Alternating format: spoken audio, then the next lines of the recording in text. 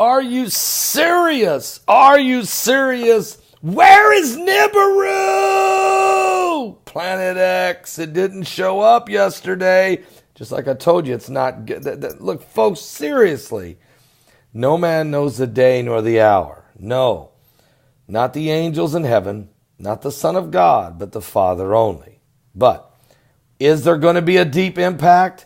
Is there going to be two deep impacts?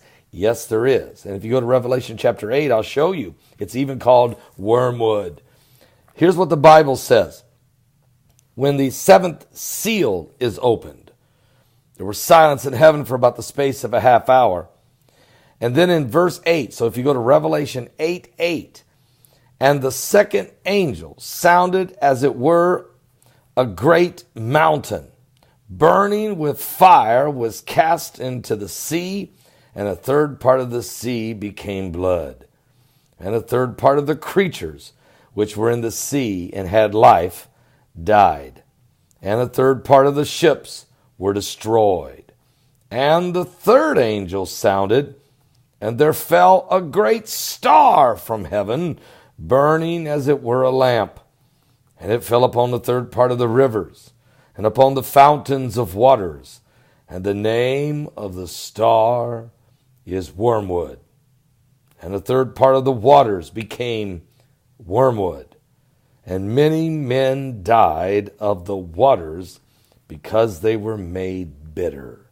Now these two deep impacts have not happened. Now we do know there was rumors, of course, that yesterday was going to be the rapture or the end of the world. I'll be honest with you, David Meade never said that, okay? And I think it's fair that we bring this up because the media really wanted to hype it up. But David Meade, who I've interviewed on my live show before, said, no, I didn't say the rapture is April 23rd. I said he said that April 23rd we might be able to see Nibiru that day because of the planet alignment, that it may be visible.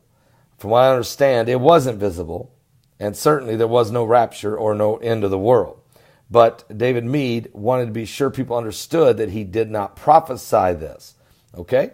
And he actually was interviewed by several different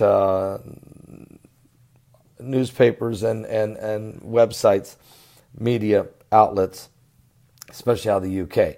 Now, here's the bottom line, though. The bottom line is we are going to have two deep impacts. And I just read it to you right out of the book of Revelation. Also, the Bible does tell us that in the last days we're going to be seeing some signs in the sun, the moon, and the stars. So David Meade is correct on that. Now, is he correct that there's a planet X? I don't know. A lot of people think there is a planet X or Nibiru, or some type of binary system that's putting tons of pressure on our solar system and on this planet. Now, here's what Jesus said. Let's just see what Jesus said about it. He said in Matthew 24, he talks about all kinds of events that are going to happen. But if you go to Luke 21, Jesus said these words. In Luke 21:25, he says, and there shall be signs in the sun and in the moon and in the stars, and upon the earth distress of nations with perplexity, the sea and the waves roaring, and men's hearts failing them for fear, for looking after those things which are coming upon the earth, for the powers of heaven shall be shaken. The powers of heaven shall be shaken. Okay? So there's something going to shake, or gravitational pull. It's literally going to shake the heavens. And then shall they see the Son of Man coming in a cloud with power and great glory. And when these things begin to come to pass, he said, look up, lift up your heads, your redemption draweth nigh. Now, then he goes on to talk about the fig tree. When you see its leaves begin to shoot forth, you know that summer is nigh. As you start to see in these apocalyptic signs of the end times, you know that you're in the end times. Even the Apostle Paul spoke of the heavens and the earth are going to shake. All right? And even the prophet Isaiah said in the 24th chapter of Isaiah that the earth was going to reel and was going to toss to and fro, reel to and fro like a drunken man. So we're going to see, and we are beginning to see, the signs of the apocalypse coming very soon. The word apocalypse, the Greek word for revelation or unveiling or revealing. The Bible says that the spirit of prophecy is the testimony of Jesus Christ. And we're not to fear prophetic events, but we're to embrace them, because these are the groanings, these are the birthing pains of the end of the age. So, no rapture, as we said, wouldn't be. And now, David Meade is predicting that sometime in October, that Planet X or Nibiru is going to become visible, and that there may be some significant apocalyptic events upon the planet due to the gravitational pull from this binary system that he calls Planet X or Nibiru. Now, remember, NASA are the originators of the Planet X. Well, we can go way before that. I mean, some of the ancient writings talked about the Hopi Indians, and some of the others talked about Nibiru, okay? But it was in 1985 that NASA declared that they had discovered a Planet X. Now, after 7 years of researching that, they then said that they just went silent. Their lead scientist died, and they just quit talking about it. But in 2015, in December of 2015, these astronomers up in the mountains of Chile spotted what looks like a Planet X. And they spotted this binary system, and they seen it in the constellation of Orion. All right, in the constellation of Orion. And later, NASA confirmed that, yes, these from Chile, these astronomers did see this entity. But NASA decided to call it planet number 9 instead of Planet X. So we've got Nibiru.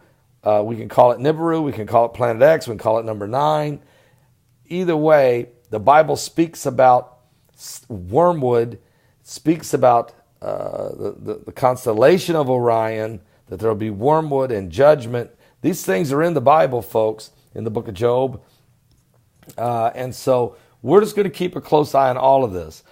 Jesus said, though, there would be these signs in the last days. So continue to watch. Don't go like this. Well, there's nothing to... Okay, here's what happens. Every time a date gets set, and this one I believe was set by the media.